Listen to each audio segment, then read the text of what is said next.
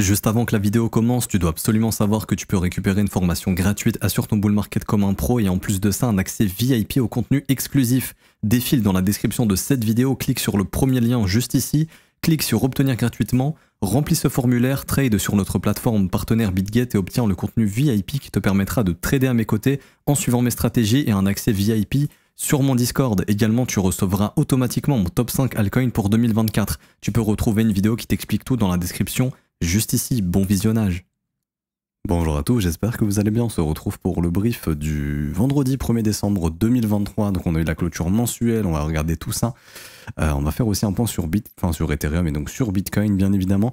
Vous avez choisi en commentaire le Rune, c'est Rune qui a gagné, donc je vais l'analyser aujourd'hui et on va remettre en jeu du coup Uni et je mets Veracity, donc il est pas mal revenu en commentaire le VRA, donc on va faire, c'est vous qui décidez en commentaire si on fait Veracity ou Uni, donc mettez VRA en commentaire ou Uni et le commentaire qui revient le plus, je ferai l'analyse du coup lundi.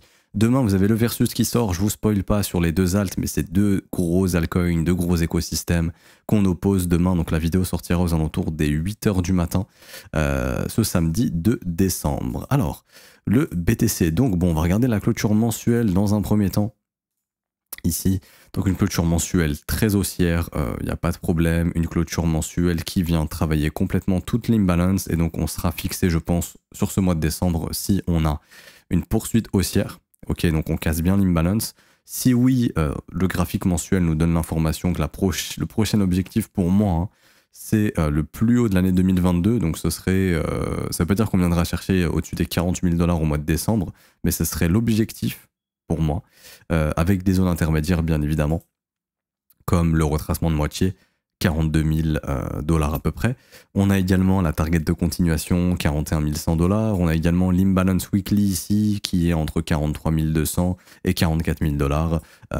Et on a le plus haut de l'année 2022 à chasser, qui sera les 48 100 $. Et donc on arrivera progressivement dans la zone de rechargement de short. Rappelez-vous de la règle, si le premier arrêt est cassé, et là on est en train de le travailler, on pourrait le casser très bientôt. Si on le casse, généralement l'objectif c'est de venir chercher au minimum 61,8, donc qui correspond au plus haut de l'année 2022, légèrement plus haut pour y venir récupérer les stops. Tous les gens qui vont shorter sur ce rallye haussier vont probablement mettre leur stop au-dessus du dernier sommet de l'année 2022 ici, donc ce sera une zone à venir déclencher. Donc très belle bougie mensuelle, ok, donc ça c'est vraiment pour l'analyse long terme, hein. Très belle bougie mensuelle ici. Il n'y a pas de signal de retournement. Un signal baissier, ce serait faire une clôture au mois de décembre sous les 33 890 $. Ça sera un gros signal baissier et un signal de retracement qui viendra retester probablement la précédente résistance, donc entre 30 000 et 31 000 $. Et si on réintègre tout ça, bon bah à ce moment-là, on pourra se donner rendez-vous dans la zone de rechargement, mais on y est très loin, le graphique est toujours haussier ici. En weekly de même, le graphique est toujours haussier, on a notre zone de combat, on est au niveau de la résistance, il manque pas grand chose pour casser, donc on va aller sur le graphique horaire. Avant ça, non, je vais aller sur le graphique H4 et je vais prendre ça. Hop, on ira voir les niveaux clés par la suite. Alors, le graphique ici, donc on est en train de consolider sous la résistance depuis très longtemps maintenant. Ça fait quand même depuis plusieurs jours qu'on consolide sous la résistance. Donc généralement, plus un marché va consolider sous un niveau, donc sous une résistance, plus il y a de chances d'aller la casser. Ou au moins de faire le short squeeze, après on verra. Est-ce que c'est scénario vert? Là, c'est une vraie cassure et on poursuit le mouvement haussier. Ou alors est-ce qu'on se fout de nous? C'est-à-dire qu'on casse, on bouffe les stops et on liquide les vendeurs et on réintègre. Ça, c'est le scénario baissier. Enfin, le scénario baissier, ça, c'est le scénario où il va falloir vraiment se hedger sur ce marché pour éviter toute correction. Parce que si on fait ça, l'objectif serait de venir chercher les 34 400 $, voire même les 32 800 $. Ok.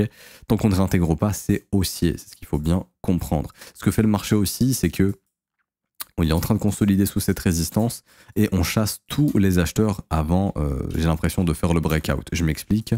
Hier, on a vu ensemble, là je reviens en horaire, on a vu ensemble hier la zone de stop qui s'est créée sous tous ces creux.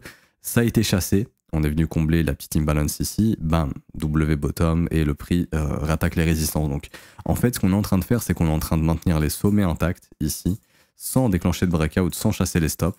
Et avant de faire ça, enfin avant de faire ce breakout, parce que j'ai l'impression que là c'est une question d'heure, je pense que ça va se faire aujourd'hui ou dans ces prochains jours, pardon, probablement, on sort tous les acheteurs avant.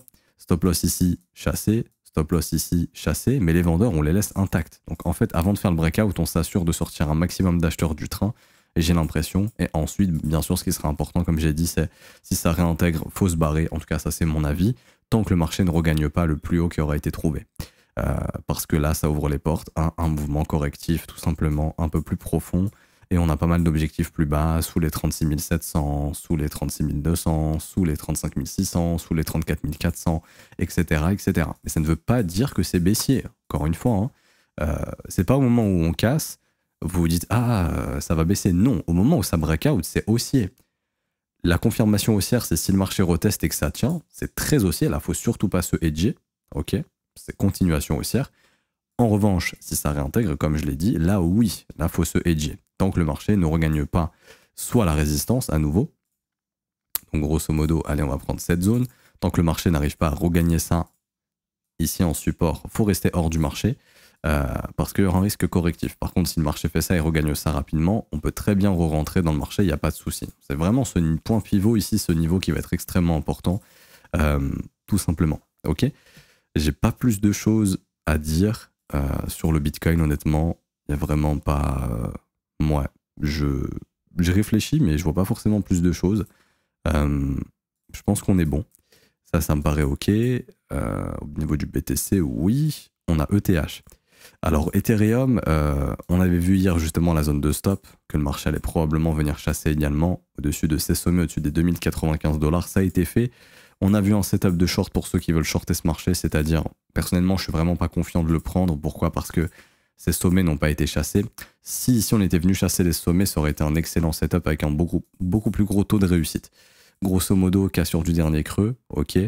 On essaie de trouver une vente dans la zone de rechargement de short pour trouver un sommet descendant, donc sommet plus bas que celui-ci.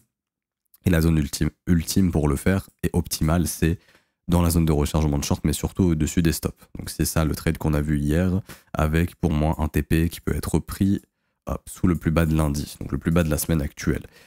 Mais pourquoi ce taux de réussite pour moi sera faible et je pense pas que c'est un trade qui fonctionnera? Parce que on n'est pas venu chasser les stops en fait. Sommet ici intact, sommet ici intact. Ça me paraît compliqué. Après, le marché peut très bien refaire un troisième sommet pour accumuler encore plus de stops et d'abord aller chercher des acheteurs. C'est pas impossible. Mais voilà, pour moi, ça aurait été un trade avec un... En fait, si vous voulez, le bon trade pour moi, pour jouer cette pattern ici, c'est-à-dire quand le marché vient casser un creux ascendant et trouver la vente en zone de rechargement de short pour le retournement, c'est quand le marché est venu nettoyer tous les stops. Là, on peut le faire. Donc, grosso modo, ce sera bien mieux, par exemple, d'avoir ça, ok, et là, la cassure du creux, et là, par exemple, trouver la vente dans la zone de rechargement de short ici pour avoir un retournement du prix, ok? Parce que le marché aura nettoyé les stops précédents, c'est une chose qui n'a pas été faite. Ça, je l'ai déjà expliqué hier, mais je le réexplique aujourd'hui, c'est assez important.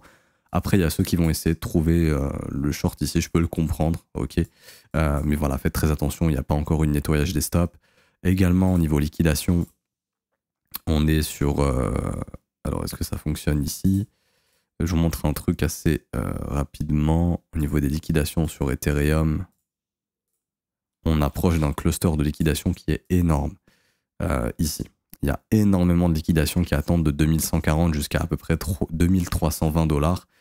Vu que ça fait longtemps qu'on consolide sous résistance ici, je pense qu'à tout moment, ça va breakout et on va venir bouffer tous les stop loss et toutes les liquidations qui y attendent. Donc ça, on en a déjà parlé, mais c'est un peu ce qui était attendu. Et sinon, en dehors de ça, bien sûr, il y a le niveau des 38,2 qui finira par être testé probablement, qui correspond à cette énorme zone d'imbalance, tous les stop loss. Donc pour moi, si on break la résistance, vraiment, l'objectif, c'est pourquoi pas se diriger vers le premier arrêt, 2400 $, parce qu'on a énormément de liquidations qui attendent déjà jusqu'à 2300. Et ça fait extrêmement longtemps qu'on consolide sous résistance, donc on accumule des stops et des liquidations, etc., qui pourront être absorbés. Pour ça, il faut que Bitcoin aille breaker sa résistance. J'ai l'impression que c'est une question de temps maintenant, avant que ce soit le cas. Donc plutôt haussier BTC ETH pour un breakout. Après, à voir si le breakout va être maintenu. Bien évidemment, si le prix fait ça et qu'il réintègre, là, je m'attendrai à un gros mouvement correctif. La même chose que j'ai expliqué sur Bitcoin. C'est pour ça que ce breakout va être important. Breakout ou réintégration. Si vrai breakout, on veut vraiment que ça break, que ça ne réintègre pas. Si ça réintègre, ça devient très dangereux. Et pour moi, il faut sortir du marché en attendant que la situation soit plus claire. Rapidement, je vous fais un petit peu macro, j'en ai pas fait cette semaine. Le dollar index, on avait vu qui repassait baissier depuis qu'on avait cassé le range au sud. Hein, donc il y avait eu déviation, réintégration, mais nouvelle déviation. Enfin, pardon.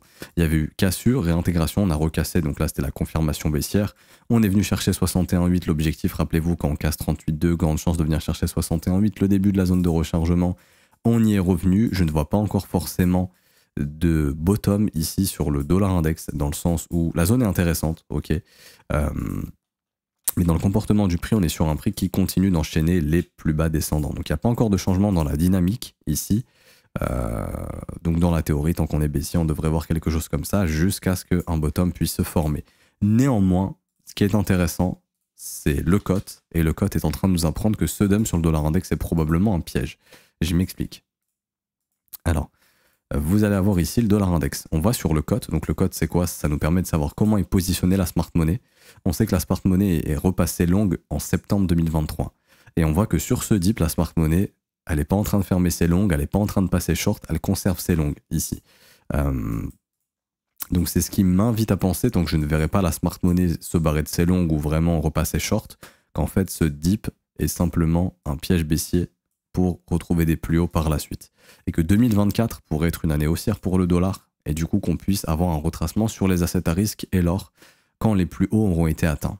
C'est-à-dire que le dollar index ici est en train de faire un faux dip, en gros il va former un gros double bottom, à voir jusqu'où ça se formera, et qu'on retracera, qu'on y reviendra chercher, je sais pas moi, par exemple au-dessus des 109 points, 110 points en 2024, donc en gros on fera quelque chose comme ça. Et que du coup, l'or et le marché des indices américains, on est en train de s'arranger pour aller bouffer les sommets. C'est-à-dire, en gros, on a l'ATH, qu'on aille chercher les ATH, qu'on sort tous les vendeurs, et une fois que ça c'est fait, il faudra voir si le prix est fort ou non. Si le prix est faible, à ce moment-là, ça indiquera qu'en fait, c'était mission, chasser tous les vendeurs et qu'on reprendra une phase baissière en 2024.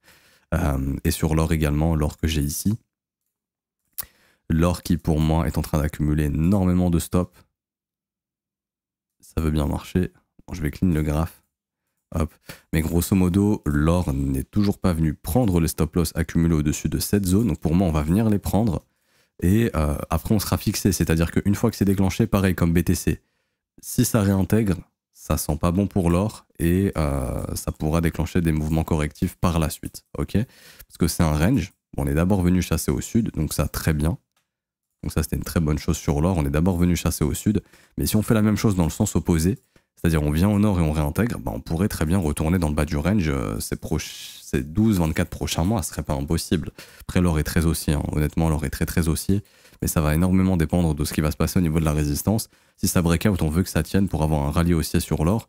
Il y a un narratif haussier sur l'or qui est que les pays des BRICS sont en train d'énormément réduire leurs réserves d'USD et augmentent leurs réserves de gold. Ok, donc c'est ce narratif haussier qu'on a actuellement sur l'or, ce qui pourrait expliquer qu'on a un or haussier. Mais c'est pour moi la technique qui est le plus important. Et si le prix me fait ça, je serais prêt à me dire que c'était juste, on s'arrange pour chasser tous les stops qui sont accumulés depuis 2020. Et une fois que ça s'est fait, on reverse comme ça a été fait ici. On est venu récupérer les stops et puis on a retourné le marché.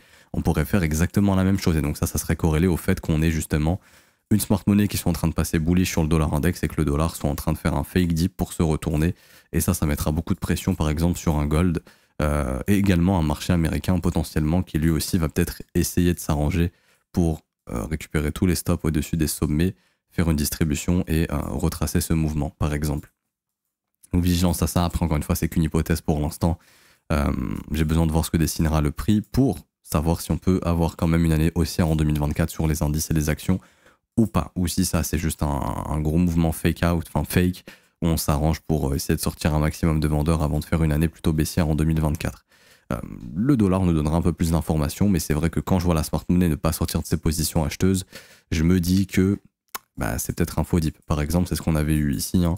La smart money ici était exposée longue. Ici on voit qu'il y a eu un gros mouvement baissier, mais ils sont pas, comment dirais-je, ils n'ont pas fermé tout leur long. Ici, il y a eu une petite gestion du risque qui a été faite, mais rien d'exceptionnel, et c'est ce qui a formé le W bottom et le reverse du marché. Et donc là, ici, pour l'instant, ils sont clairement pas en train de sortir de leur longue. Donc est-ce que bah, ils attendent, je sais pas, moi, une cassure ici pour se dire ok, on se barre, ou est-ce que tout simplement c'est un fake dip pour faire le W bottom et aller chercher tous les stops au-dessus des 107 points, 108 points. Bon, ça on verra bien dans ces prochaines semaines.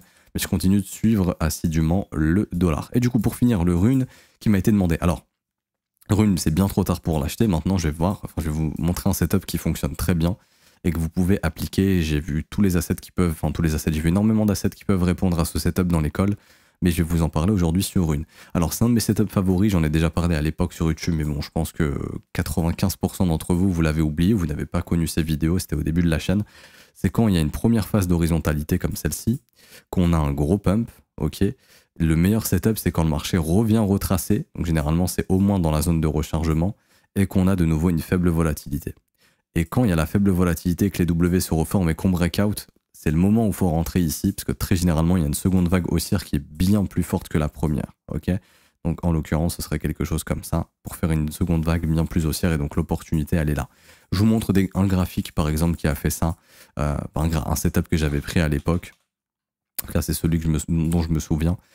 C'est le One, et c'est un des setups qui m'avait marqué le plus, c'est lui.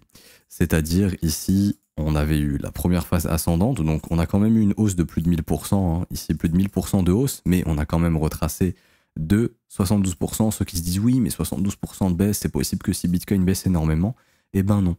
On avait baissé ici de août 2020 jusqu'à octobre 2020, je vous invite à regarder ce qu'a fait le Bitcoin pendant cette période, il a rien fait, il était complètement plat et il n'a pas dump du tout. Vous prenez août 2020, octobre 2020, c'était cette période ici là, c'était là, août 2020, octobre 2020, on avait eu une consolidation et un dip allé de 20%, ce qui est rien du tout. Et One avait quand même retracé de 75%, bah oui, ce qui est normal après un pump x 11, ok. Et du coup, voilà, la meilleure entrée, c'est quand votre marché, il vient. Ça a été proposé 2 fois ce setup, d'ailleurs, je vous montre le deuxième après. Donc, c'est-à-dire grosse phase de hausse, ok, ça témoigne qu'il y a beaucoup de force, là, il y a de l'argent institutionnel qui est rentré. Hop, on a bien corrigé, tous ceux qui ont FOMO, on les arrête, et derrière, faible volatilité, donc là les mecs ont capitulé, hop, le W qui se forme ici, je me mets en close line pour ceux qui auraient du mal à le voir, et là on voit le W qui se forme, et ben, reprise haussière, et très généralement, la seconde vague est bien, donc là je parle pas d'Elliott Wave, hein, je parle juste du mouvement, et généralement le deuxième mouvement est bien plus fort que le premier, donc là c'est bien ce qui a été fait, le deuxième mouvement était très fort. On l'a refait encore une fois, retracement, zone de rechargement, W, bam, on a fait le dernier pump. Par exemple, One, actuellement, c'est super faible. Ok, c'est pour ça que ça m'intéresse pas. Rune, ça va m'intéresser. Ok, ça va m'intéresser quand ça retracera. Est-ce que ça va retracer? J'en sais rien, donc là, ça m'intéresse pas du tout. C'est mort, mort, mort pour que je l'achète ici. En revanche, ce que je fais, c'est que patiemment, je trace ma petite zone de rechargement. Hop, ici, tac. Donc là, je localise ma petite zone de rechargement. Si j'ai des imbalances, des wake of check, etc. dans la zone de rechargement, c'est encore mieux. Donc là, je vais regarder tout ça. Est-ce que j'ai des wake of check? Oui. J'en ai un ici. Donc le wake of check, c'est quoi? C'est le fait d'être venu casser un W sans avoir retesté la ligne de coup. Donc là, en l'occurrence, j'ai mon W, cassure. Le wake of check est ici, n'a toujours pas été effectué. Donc ce niveau, tôt ou tard, pourrait être retesté. Je dis bien pourrait, pas pourra, mais serait éventuellement retesté. Et ça ferait une bonne entrée. Également, bon, j'ai un wake of check qui attend ici. Encore une fois, est-ce qu'on va y venir? J'en sais rien. C'est des niveaux que je note, qui seraient intéressants à acheter si on y revient. Voilà, c'est une bonne. Faut être faut saisir l'opportunité. Si jamais ça y revient, ça vaut le coup d'acheter. Ok, si on n'y revient pas, c'est pas grave. Maintenant, je vous donne un peu l'idée de la stratégie. Donc là, Rune, il est toujours aussi, pour moi, il peut toujours monter, il n'y a pas de souci. On peut très bien continuer de pumper, etc. Est-ce qu'on aurait des objectifs à venir chercher d'ailleurs actuellement? Pourquoi pas au-dessus de la prochaine mèche, 7,72$, voire même au-dessus des 9,86. Je dirais même que dans la théorie, l'objectif, ce serait la RLZ short de tout ce mouvement. Donc ça ne m'étonne pas si Rune pousse dans ces prochaines semaines jusqu'aux ETF. Comme je disais, il y a le narratif des ETF haussiers, donc les alts risquent d'être haussières jusqu'à ce que les ETF arrivent, et un petit peu après, dont le Bitcoin également. Donc voilà, il pourrait encore pousser jusqu'à la RLZ short et gagner encore entre 30 et 60%. Imaginons, voilà, il va jusqu'en zone de rechargement de short jusque ici. À ce moment-là, la zone de rechargement, elle sera là. Ok. Au minimum, je veux que le marché retrace ici. C'est-à-dire que, voilà, on monte, on monte, on monte. Et puis quand ça se mettra à retracer, il faudra qu'on vienne au minimum ici. J'y vois des imbalances qui sont des zones très intéressantes. Je vois aussi de l'imbalance mensuel, etc. Donc ça aussi, c'est des objectifs intéressants. Là, c'est juste des niveaux de prix que je trouve intéressants. Ce qui va m'intéresser en termes de setup, c'est une fois qu'on aura eu la baisse, là, il faudra trouver une faible volatilité, tout simplement. C'est-à-dire en gros un marché qui va commencer à diminuer sa volatilité. Et quand le marché va commencer à ressembler à ça, quand on va breakout, là, il y a un excellent signal et donc là, il y aura moyen d'aller faire la seconde grosse vague haussière. Et je pense qu'on ira exploser les ATH et on ira bien plus haut. Ça se trouve, on va y aller tout de suite, j'en sais rien, c'est tout à fait possible. Mais si le marché se stoppe ici, je pense qu'on aura cette phase de retracement. Jusqu'où, encore une fois, impossible à dire. Ce qui va m'intéresser, c'est au minimum qu'on vienne dans la zone de rechargement et ensuite qu'on ait la faible volatilité. Tout à l'heure, j'ai noté un asset avec les élèves qui avaient commencé à avoir cette tête-là. C'est peut-être CFX. Je sais plus trop. Ouais, CFX, vous voyez. Ici, donc, on peut se dire, ok, non, mais tonton, tu rêves, il a pris 2000%, on est passé de 3 centimes à 45 centimes. Quand on est là, on peut se dire, non, mais c'est impossible que ça vienne dans les zones de rechargement. Bah si, parce qu'une parabole, quand ça s'est cassé, généralement, ça retrace de 80%. Après, ça peut ne pas être forcément de 80%. Mais voilà, vous tracez votre zone de rechargement. Celui qui achète ici, FOMO, il se fait avoir. Celui qui va acheter dans les zones de rechargement aura un meilleur prix. Et donc après, bah voilà, on voit le replay, tac, tac, tac, on avance. Ok, à 38,2, c'est maintenu. Tant que 38,2 est maintenu, pourquoi pas faire des plus hauts. À 38,2, ça commence à breaker. Ok, on travaille 38,2, c'est cassé. À partir de ce moment, ok, grande chance d'aller dans la zone de rechargement. Et du coup, le prix qui va y aller. Et voilà, on est revenu en zone de rechargement. Et donc, celui qui a acheté sur les plus hauts, il s'est fait avoir. On voit qu'il y a des grosses bougies ici. Donc, il y a du rachat qui se fait. Mais ce qui est intéressant, c'est pas juste acheter la zone de rechargement, parce qu'encore une fois, elle est là. Ici. Ce qui nous intéresse, nous, c'est... comment dirais-je? C'est la baisse de la volatilité. Ok? Et donc là, la volatilité, elle commence à diminuer. Ici. Et donc là, ça nous intéresse. Ok? Donc pareil, tant qu'il n'y a pas de structure, on laisse le prix faire ce qu'il a envie de faire. Nous, ce qu'on veut, c'est baisse de volatilité et au moins un W weekly qui va se former. Donc là, on avance, on avance, on avance, on avance. Toujours une faible volatilité. Ok. Ça continue de descendre. Ok. Première bougie vectorielle. Là, il y a un gros volume. On casse des sommets. Ok. Là, il y a une probabilité de pourquoi pas qu'on puisse trouver un bottom. Ok. Et là, le prix continue de travailler. Et donc là, on est là. Donc là, on peut s'attendre sur CFX. J'en profite pour vous montrer le setup, mais que le marché revienne dans cette imbalance, dans cette zone de rechargement ici. OK. Et qu'on puisse faire pareil, toujours diminuer la volatilité et qu'on ait enfin une structure haussière. Et là, le jour où on voit ça, il y a de grosses probabilités, tant que le marché ne réintègre pas la résistance qui aura été cassée, de partir sur une seconde vague haussière. Donc c'est pour ça que CFX, je le trouve intéressant, mais c'est pour vous montrer que ce qui s'est passé sur CFX et sur énormément d'altcoins, ça finira probablement par arriver sur une, donc faites attention. Et donc c'est à ce moment-là où le marché redeviendra intéressant pour de l'investissement. Maintenant, quels seraient les objectifs en cas d'ATH? Comme d'hab, on prend le plus haut, on prend le plus bas ici, et on vient localiser une extension de 161,8 à 200. Ça, c'est généralement les objectifs qui sont atteints en cas d'ATH. Donc là, ça sera entre 34 $ et 41 $. Donc si on peut en choper ici en faible volatilité entre 1 et 3 $, je veux dire, on aurait une bonne distribution verticale jusqu'à cette zone de 34 à 41 $. Ça serait courant 2024, hein, si le marché se met à retracer, bien évidemment. Également, j'aurai un autre objectif si jamais on fait ça. Ok, à ce moment-là, je prends le point le plus bas, je prends le point le plus haut. Donc imaginons qu'il est là en zone de rechargement de short, légèrement au-dessus des 10 $. Je vais faire une extension autour du chiffre pi. Donc j'aurai 1,914, target très conservatrice, ici 18,67 $. Le chiffre pi qui m'annonce les 29 $. Et là, vraiment la grosse target entre 48 $, ici, et 59 $.